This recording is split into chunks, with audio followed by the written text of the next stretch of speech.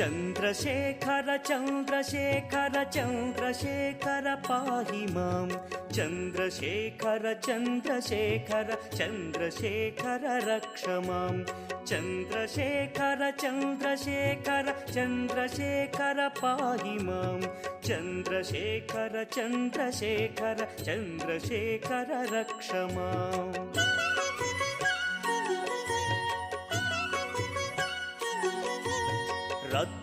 रत्नसानुशरासनं रजताद्रिशृङ्गनिकेतनं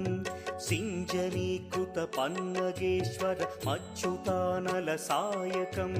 क्षिप्रदग्धपुरत्रयं त्रिदिवालयैरभिवन्दितं चन्द्रशेखरमाशये मम किं करिष्यति वै यमः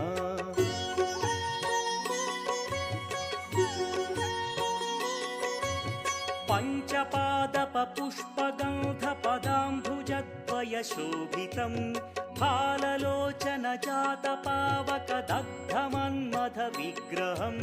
भस्मदिग्धकळेभरं भवनाशनं भवमव्ययं चन्द्रशेखर चन्द्रशेखर चन्द्रशेखर रक्ष माम्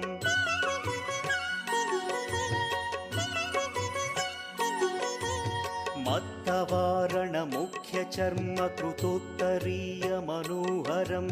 पङ्कजासन पद्मलोचन पूजिताङ्घ्रिसरोवरं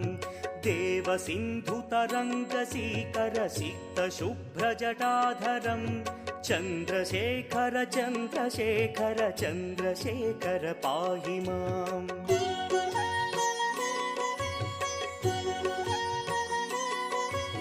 यक्षराजसखं भगाक्षहरं भुजङ्गविभूषणं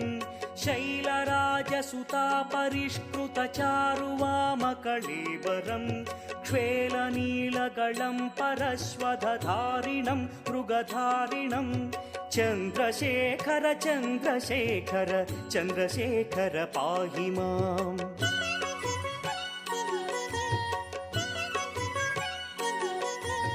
कुण्डलीकृतकुण्डलेश्वर कुण्डलं वृषवाहनं नारदादिमुनीश्वरस्तुत वैभवं भुवनेश्वरम् अन्धकान्तकमाश्रितामरपादपं शमनान्तकं चन्द्रशेखर चन्द्रशेखर चन्द्रशेखर रक्ष माम्